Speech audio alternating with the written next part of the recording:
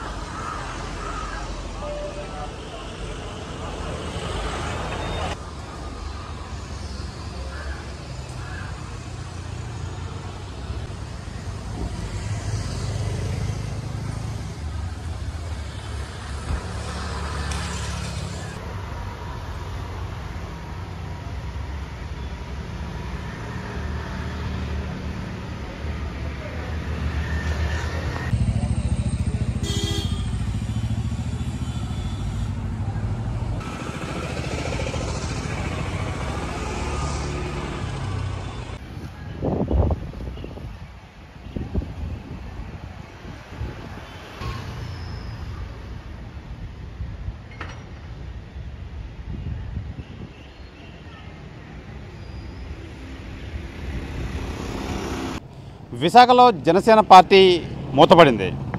దానికి నిదర్శనమే మనం ఇప్పుడు చూస్తున్న జనసేన పార్టీ కార్యాలయం.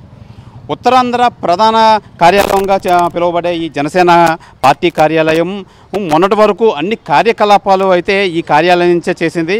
అలాగే పార్టీ ప్రధాన అధ్యక్షుడు పవన్ కళ్యాణ్ కానీ, అలాగే ఆయన సోదరుడు నాగబాబు గారు కానీ వచ్చిన ఈ ఆఫీస్లోనే బస చేసి కార్యకర్తలందరితో కూడా చర్చించి పార్టీ సమావేశాలు అవి జరిగేవి.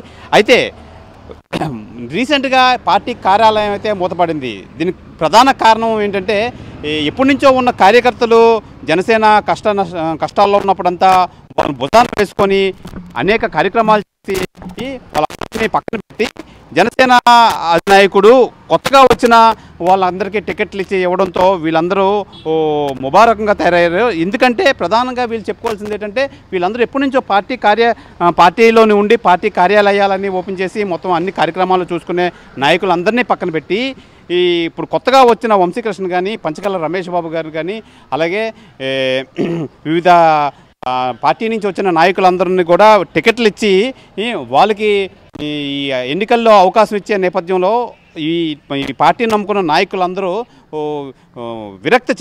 విరక్తి చెంది వీళ్ళంతా ముభావంగా ఉండే పరిస్థితి ఏర్పడింది. మనం ఇప్పుడైతే చూస్తున్నాం, ఆ పార్టీ కార్యాలయానికి అయితే తాళం వేసి ఉంది. అయితే పార్టీ కార్యాలయానికి సంబంధించి దాన్ని రెంట్ కూడా కట్టలేని పరిస్థితి. అయితే వీళ్ళందరికీ ఎవరికైతే ఈ పార్టీ టికెట్లు రాకపోవడంతో ఈ పార్టీ కార్యాలయాన్ని అయితే మూతపడింది. ఈ పార్టీ కార్యాలయం తాలూకా ఓనర్ అయితే వాళ్ళని ఖాళీ చేయించి ఆయన టూలెట్ బోర్డు అయితే పెట్టడం అయితే జరిగింది. దీని అంతటికీ కారణం ఈ జనసేన నాయకులకి ఎవరికి దీని రెంట్ కూడా కట్టలేని పరిస్థితిలో ఎవరు పట్టించుకోలేని పరిస్థితిలో అయితే పార్టీ ఈ ఉత్తరాంధ్ర ప్రధాన జనసేన కార్యాలయం అయితే మూతపడిందని చెప్పాలి. ఇందులో ఏంటంటే ప్రధానంగా ఎన్నికలు ఇంకా సమీపిస్తున్నాయి. మరో 40-50 రోజుల్లో ఈ అసెంబ్లీ ఎన్నికలు అయితే జరిగే పరిస్థితులు అయితే ఎన్నికలకు ముందే పార్టీ కార్యాలయం మూతపడడం అనేది విశాఖలో చర్చనీయంగా మారింది. అయితే ప్రధానంగా దీనికైతే కారణం అయితే ఈ జనసేన నాయకులు, పాత నాయకులు ఎవరైతే ఉన్నారో వాళ్ళంతా జనసేన విడిచి దూరంగా ఉండడం అయితే జరిగింది. అయితే దీనికి సంబంధించి మనం ఈ కార్యాలయం ముందైతే ఉన్నాం. కార్యాలయానికి సంబంధించి కూడా తాళాలు అయితే వేసి ఉన్నాయి.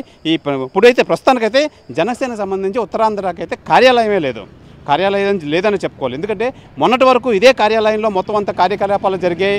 పవన్ కళ్యాణ్, జనసేన సంబంధించి ముఖ్య నేతలు అందరూ ఎక్కడి నుంచే వాళ్ళు కార్యకలాపాలన్నీ చేసేవారు. అప్పుడు అవన్నీ బంద్ అయ్యిందని చెప్పాలి. ఎందుకంటే ఎలక్షన్ ముందే ఇవన్నీ బంద్ అవడం ప్రధానంగా ఇదంతా విశాఖలో అయితే చర్చనీయంగా మారింది. ప్రధానంగా దీని నిదర్శనం మనం ఇప్పుడు చూస్తున్న ఈ జనసేన కార్యాలయంకి వేసిన తాళం అనే చెప్పాలి. ఎందుకంటే ప్రధానంగా వీటికి కార్యాలయాన్ని పట్టించుకునే నాదులు లేదు. ఇప్పటివరకు కార్యాలయాన్ని దానికి రెంట్ కట్టి కార్యాలయాన్ని మేనేజ్ చేసే నాయకులు కూడా అందరూ దూరంగా అయితే ఉన్నారు. దీని అంతటికీ కారణం కొత్తగా వచ్చిన వాళ్ళందరికీ టికెట్లు ఇచ్చి ఎప్పటి నుంచో జనసేన పార్టీని నమ్ముకొని జనసేన కార్యక్రమాలన్నీ భుజాన్ని వేసుకున్న నాయకులందరినీ పక్కన పెట్టి కొత్తగా వచ్చిన వాళ్ళందరికీ టికెట్లు ఇవ్వడంతో ఈ పాత నాయకులు ఎవరైతే ఉన్నారో వాళ్ళంతా జనసేన పార్టీకి అయితే దూరంగా ఉన్నారని చెప్పాలి. దూరంగా ఉన్నారు.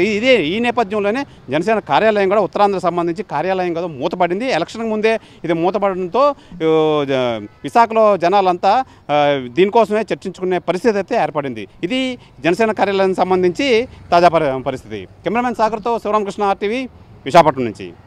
మరిన్ని వీడియోస్ కోసం ఛానల్ ని సబ్స్క్రైబ్ చేయండి. లేటెస్ట్ అప్డేట్స్ కోసం వాట్సాప్ ఛానల్ ని ఫాలో చేయండి. అండ్ లింక్ డిస్క్రిప్షన్ లో ఉంది.